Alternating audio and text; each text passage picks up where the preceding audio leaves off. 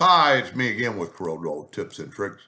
I just kind of playing around with this design, but you could use any shape. I'm going to grab an ellipse, and I'm going to go ahead and hit P, put it in the center of the page, and then I'm just going to move it out of the way for a second.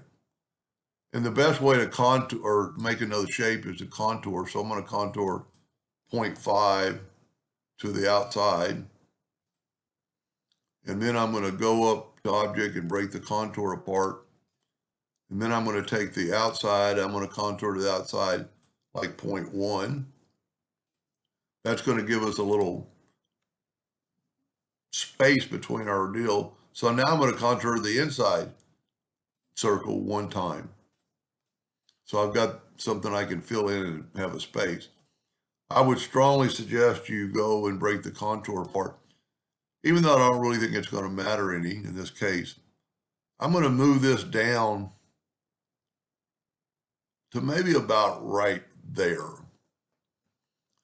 because I'm going to rotate off this center. I'm going to Control D and make a duplicate, and then double click on the rotation and move it to that center. I always click off of it and see something is skewed because I have more than one copy there. So I'm going to make sure this is grouped together. And now I've moved it with a nudge, but I don't want it that far. So I'm going to grab it right there. I'm just going to kind of go right, holding down the control button so it'll be perfect. Now I'm going to take away the circle in a minute. I'm going to Control D, make a duplicate, and I'm going to rotate from the center. Sometimes it doesn't look like it is, but it's there.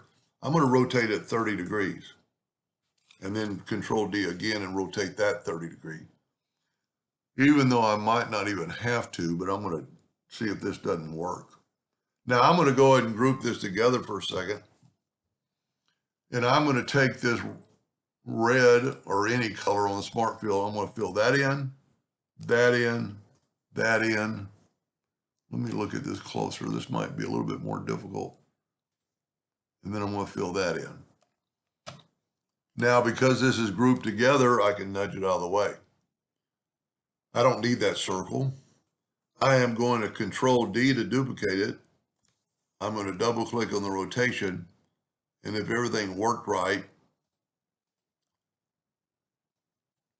let me try that again. Let me make sure there's just one copy. Okay, I didn't group this together.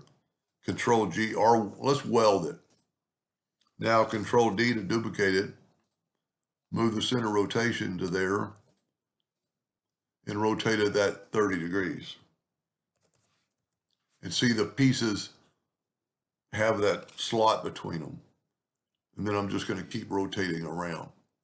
Now it doesn't really show up till you put a black background around it. So I'm just going to take a black background and I'm going to fill it in with black, go up to Object, Order, back a page, and see how that every loop, like it's got spaces between it. That's because we nudged it twice or duplicated it twice. Now we can still play with it. We can select it all. This might fill in the circle. We can go to Object, Group, and group that together and use the interactive fill tool. I like doing this. It just kind of shows it off. No, it didn't fill in the circle. I must have done something different on there. So now you take away that and you take away the indexing lines. Let me hit P, put that in the center of the page.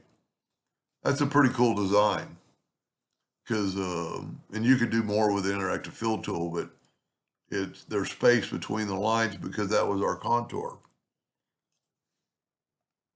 I like that one better. I might make another video in case somebody wants to see how I did that one. Anyway, I hope that helped a little bit. Thank you for watching.